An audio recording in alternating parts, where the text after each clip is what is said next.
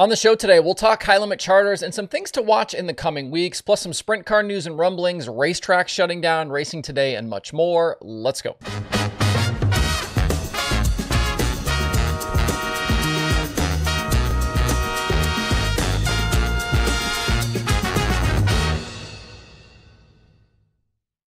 It's Tuesday, August 20th. I'm Justin Fiedler. This is DIRTRACKR Daily presented by Kubota Genuine Parts.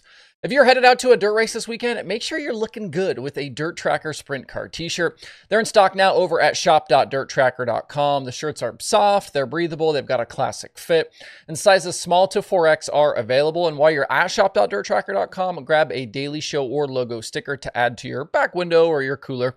And if you order today, I will ship out today.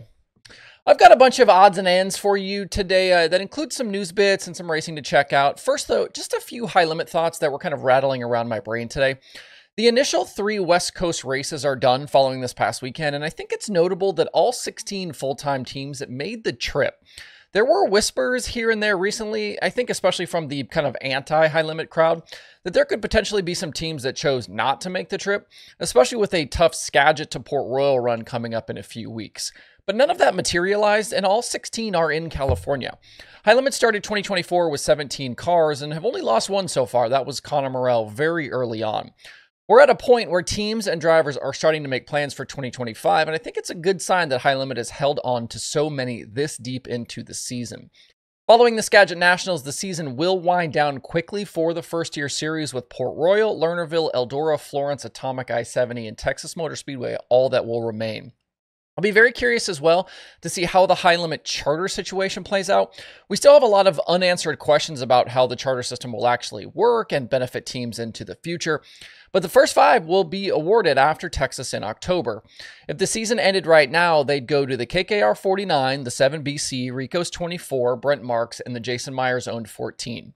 At this point, the only other 2 teams with a realistic shot at breaking into the top 5 before the season ends are the Roth guys with James McFadden and the Justin Peck-driven Buick 13. What's interesting is all 3 of those teams that are on or near the bubble have question marks for 2025. We know Corey Day is full bore into NASCAR in the pavement world, and nothing is settled right now for Roth and Buick. I think this is a situation you should keep an eye on for the silly season.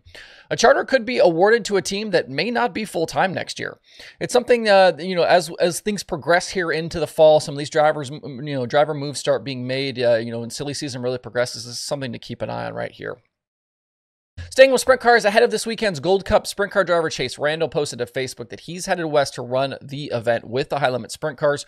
Randall announced just last week that he was parting ways with the TKS Motorsports team in the Midwest with no announcement yet on his future. Randall is not listed with the Gold Cup entries and the already released prelim night fields, and he said he'd announce his plans for this weekend soon. But as some have pointed out, it appears as though he might be racing with Tyner Hurst and the 94TH team. Apparently, one of the many dirt racing pools has Randall listed in that ride for Gold Cup. We'll see if that ends up being true. But the 94TH car has had both Braden Chiaramonte and Corbin Ruschenberg in it this season, and Rico Abreu drove for Tyner Hurst at Trophy Cup last season. That should be an interesting combination for the weekend, with both driver and team capable of running well. As for TKS and their 2KS sprint car, Kelby Watt drove it at the Jackson Nationals, making the feature both nights and ending up 17th on Saturday. There are rumblings, though, about potentially another driver in the seat here very soon. Stay tuned for that news, which could potentially break as early as today. TKS plans on racing Saturday night at Knoxville for their season championship night, so we'll see who ends up driving it. If you missed it on Monday, a not-so-great announcement. If you're a dirt racing fan up north, Beaver Dam Raceway in Wisconsin is ceasing all weekly racing at the track following the conclusion of this 2024 season. Doesn't sound like the track is closing completely, though, as they pointed towards a special event schedule for 2025. The track has regularly hosted the World of Outlaws sprint cars with Gio Scelzi and Sheldon Haudenschild winners at the track this season. I'd heard through a source that things weren't great at the track recently, and it sounds like maybe a sale either was being explored or maybe still is being explored. It'd be a shame to lose yet another dirt track, but clearly it's a tough business, especially for weekly programs. And this comes not long after the loss of 411 Motor Speedway in Tennessee. That track had hosted events this season, but it was supposedly sold at some point late in 2023, but things were not final yet as they were waiting on zoning approval. The sale was made official earlier this month, with racing being halted very abruptly. Michael Motes at Inside Dirt Racing said it was sold to a, quote, car parts company. Tell me where you've heard that one before. The McCarter family had operated the track since 2010. On the flip side, some good news came from USAC yesterday ahead of this weekend's SmackDown at Kokomo for the National Sprint Cars. Stevie Sussex will be back behind the wheel of the Tyler Sturgeon 77S following that nasty fire at Lincoln Park last month. If you might remember, during the Indiana Sprint Week opener, Sussex was forced to the infield late and had to bail out of the 77S after it caught fire. Very scary scene, and Sussex did suffer burns to his hands, arms, legs, and feet. I was told that a fuel line had come loose on the car, which is what led to the issues. He was back to the track that same weekend, though, and it will be good to see him racing again. That Lincoln Park appearance was his first national sprint car start of the year and was actually going pretty good until it went really bad. Sussex had run in the top 5 and was 9th when the fire started. He has made several appearances at Kokomo for SmackDown. That includes last season when he ended up 20th in the big Saturday show.